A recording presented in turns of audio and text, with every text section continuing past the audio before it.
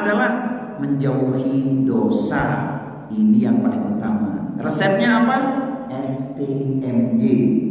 Sunnah tunaikan, maksiat jauhkan. 2. Memperbanyak tilawah Al-Quran. Al-Quran surat cinta Allah. Resepnya, pendorongnya Quran surat 17 ayat 82 dan Quran surat 38 surat Shad ayat nomor 29. Kemudian yang ketiga, zikir dan istighfar, amalan yang ringan tapi besar dampaknya, banyak keutamaannya. Kita akan mendapatkan ampunan dan semakin dekat kepada Allah Subhanahu wa taala. Dalilnya Quran surat 4 An-Nisa ayat nomor 110, Quran surat 51 Al-Dhariyat ayat 17-18. Nomor yang keempat adalah sholat sunnah kita.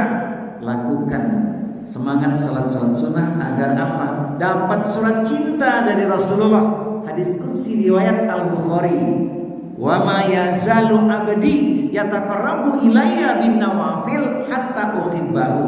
Dan hambaku yang terus-menerus mendekatkan dirinya kepadaku dengan amalan-amalan sunnah, maka aku semakin mencintainya. Menambah amalan salat kita yang pernah terabaikan. Dalilnya Quran surat 17 ayatnya nomor 79.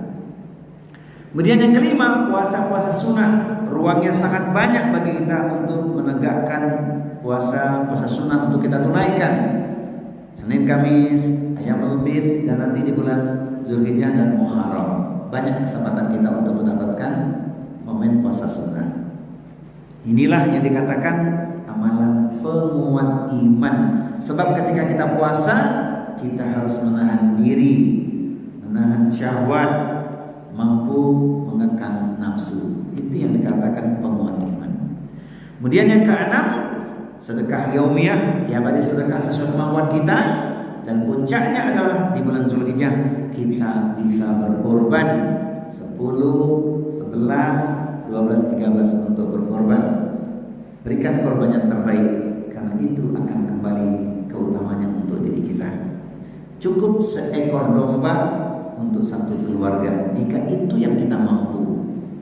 Dan yang terakhir adalah memperbanyak amalan soleh secara umum, amalan vertikal maupun amalan horizontal, kesalehan individual maupun kesalehan sosial. Resepnya, penguatnya Quran surat 16 An-Nahl